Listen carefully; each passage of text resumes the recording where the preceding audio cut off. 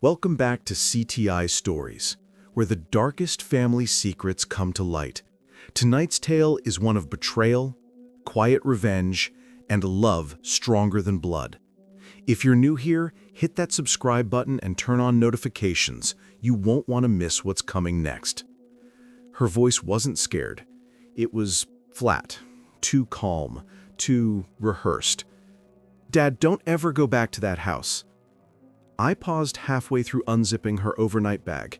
She was 8. 8-year-olds don't talk like that. I crouched to her level. "Why? What happened?" No answer, just a quiet breath.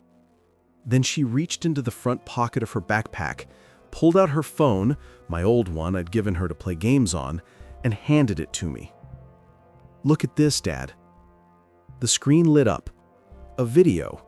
Grainy, shaky, the phone must have been left recording by accident or on purpose. My mother-in-law's voice was unmistakable, sharp, sly. "She has no idea, just like her father didn't. Poor man, all those years and he still thinks she's his." Then laughter, soft, smug.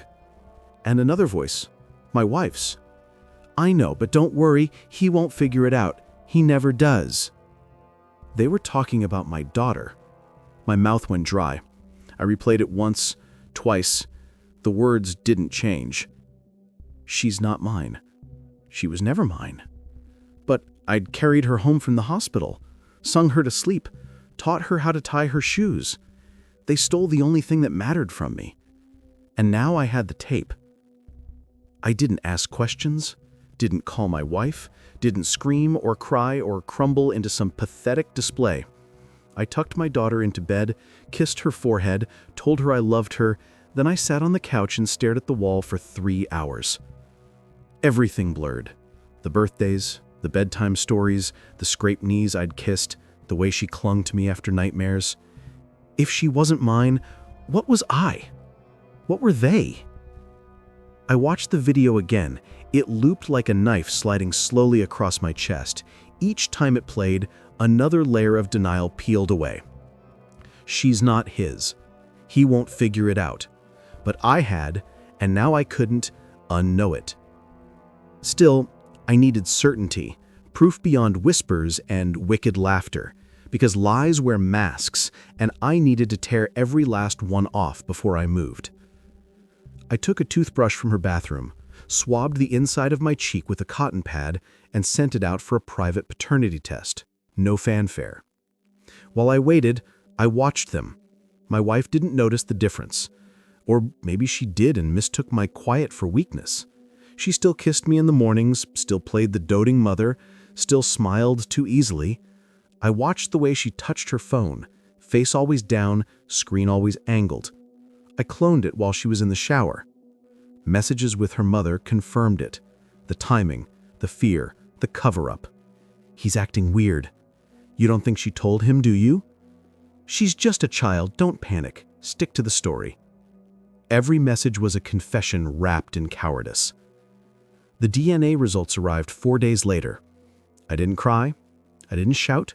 I just stood in the bathroom, staring at the paper like it had rewritten my entire bloodline. Probability of paternity, 0.0%. They'd used me. 8 years of playing house with a loaded lie. I waited until the next Sunday dinner, her mother's house. Everyone was there, my wife, my daughter, her mother.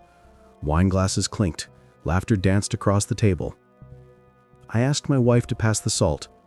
She handed it to me, smiling. I set the folded report on the table between us. She didn't touch it at first, but her mother did. One glance, then another. Her fingers stiffened on the stem of her glass. My wife looked down. Her smile faltered, died. She opened the paper. She didn't speak, didn't deny, didn't beg. She just looked at me, eyes wide, mouth trembling, like I was the villain. But I didn't say a word, didn't move a muscle. I leaned forward and whispered, "She knows. She heard everything." Her face collapsed. A sound left her lips, half sob, half gasp. but it was her mother who broke first. "You shouldn't have. This is between us." "No," I said, calm, cold. "It was between you. I was just the idiot in the room." I didn't yell. I didn't fight. I stood up, looked down at my wife, at the woman who stole a fatherhood she never intended to give me. Then I turned to my daughter. She sat there quiet, wide-eyed, small hands gripping the edge of her seat. I knelt beside her. "You're mine," I whispered. "No matter what they say, you're mine." She nodded once. She didn't cry either. I handed her the small overnight bag I had packed just in case. "Let's go." She didn't look back. Neither did I. Behind me, I heard dishes clatter, voices rise. I left the papers on the table, the video on her phone.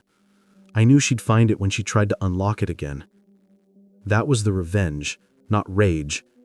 Truth. Truth that didn't scream. Truth that unraveled. We stayed in a hotel that night.